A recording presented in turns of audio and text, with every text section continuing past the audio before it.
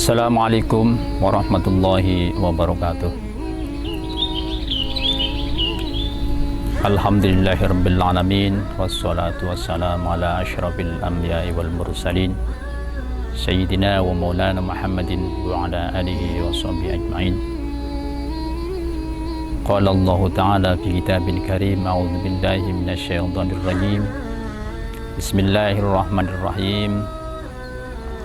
Ya ayyuhalladzina amanu kutiba alaikumus syiyamu kama kutiba alal ladzina min qablikum la'allakum tattaqun. Al-ayah, sadaqallahul azim. Anak-anakku sekalian yang berbahagia,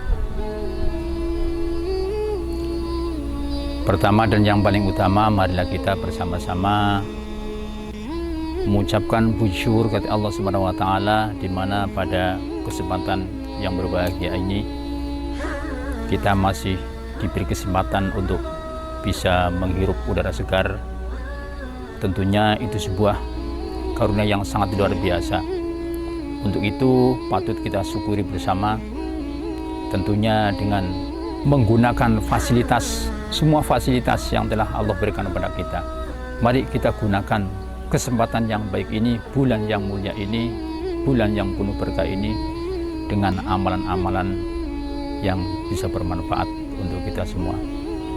Salat dan salam mudah-mudahan tetap tercurahkan kepada baginda Nabi Muhammad sallallahu alaihi wasallam yang telah menuntun kita, mengarahkan kita, mendidik kita, memberikan suri teladan dari seluruh aspek kehidupan. Tentunya dengan harapan mudah-mudahan kita semuanya akan mendapatkan syafaat besok di hari kiamat. Amin ya rabbal alamin. Anak-anakku sekalian yang berbahagia, pada kesempatan yang baik ini tadi saya sampaikan sebuah ayat terkait dengan kewajiban puasa, bahwa Allah telah mewajibkan puasa hanya kepada orang-orang yang beriman. Orang yang tidak beriman tidak diwajibkan. Dalam kesempatan yang baik ini kami tidak akan mengupas puasanya, tapi saya ingin mengupas apa itu iman. Iman secara lughawi itu berarti percaya, yakin, atau dengan istilah keren bahasa lokal itu sung, percaya, yakin, atau sung. Namun kalau kita tengok dari segi istilah, bahwa iman itu adalah al-imanu tasdiqum bil qalbi wa taqrirum bil lisan wa af'alu bil arkan.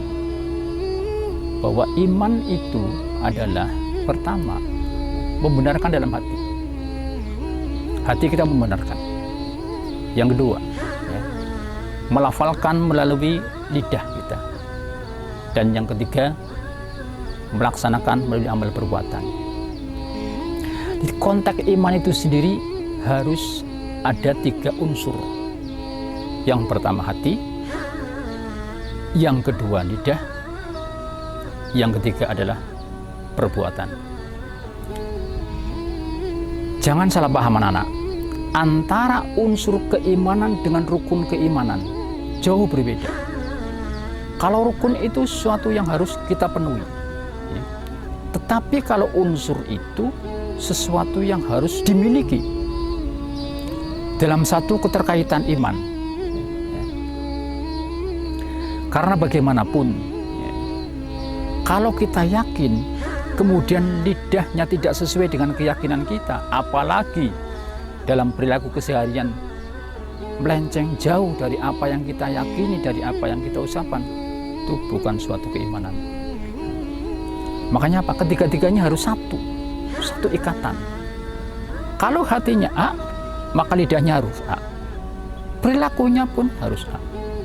Kalau kita bicara tentang hati nurani kita, keyakinan kepada Allah,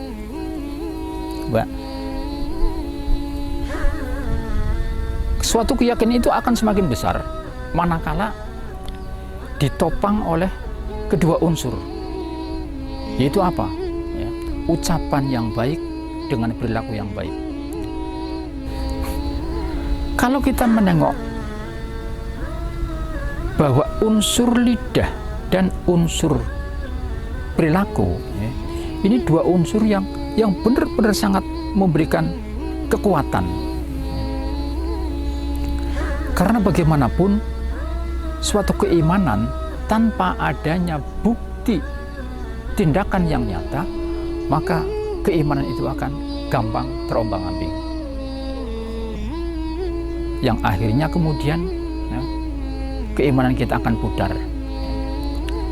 Bisa diartikan bahwa yang namanya tindakan itu adalah sebuah keterikatan, ya, hasil dari keyakinan dan pernyataan lidah. Ya. Contoh taruhlah, ya, ada sebuah berita yang kita yakini bahwa berita itu sungguh-sungguh benar. Ya. Maka apa? Karena keyakinan itu selalu ada dalam diri kita, jiwa kita, maka apa? Seketika itu pula kita nggak sadar, ya, menyampaikan berita apa yang kita yakini. Karena apa? Ya, sebuah keyakinan yang selalu terus-menerus dipompa bagaikan balon. Ya. Balon kalau dipompa semakin lama, maka apa? Akan pecah. Demikian pun keyakinan. Keyakinan kalau terus dipompa dengan pendukung-pendukungnya, maka apa? Kita pun akan meletus, ya, sebuah pernyataan. Sehingga tidak mudah, tidak keberatan manakala kita mengucapkan sebuah kalimat syahadat. Asyhadu an la ilaha illallah wa asyhadu anna Muhammadar Rasulullah. Itu merupakan suatu pernyataan yang sangat amat dalam, ya, dari sebuah keyakinan. Ya. Nah, kalau antara hati dan lidah sudah punya keterikatan, maka apa? Gampang sekali kita melakukan suatu perbuatan, ya, yang merupakan sebagai buah dari ikatan antara hati dan lidah. Walhasil bahwa bisa diartikan bahwa amal itu merupakan, ya, dorongan dari hati dan lidah yang sudah mengikat. Kemudian iman itu bisa berkurang dan bisa bertambah, ya, tergantung situasinya. Biasanya kalau situasi itu seperti ini karena kita sedang melaksanakan puasa, sedang melaksanakan ibadah, ya, tentunya keimanan itu akan semakin menambah, akan semakin besar, akan semakin kuat. Ya. Tetapi manakala kita dihadapkan dengan hal-hal keramaian, kemaksiatan, maka apa? Di saat itulah mungkin keimanan kita akan berkurang.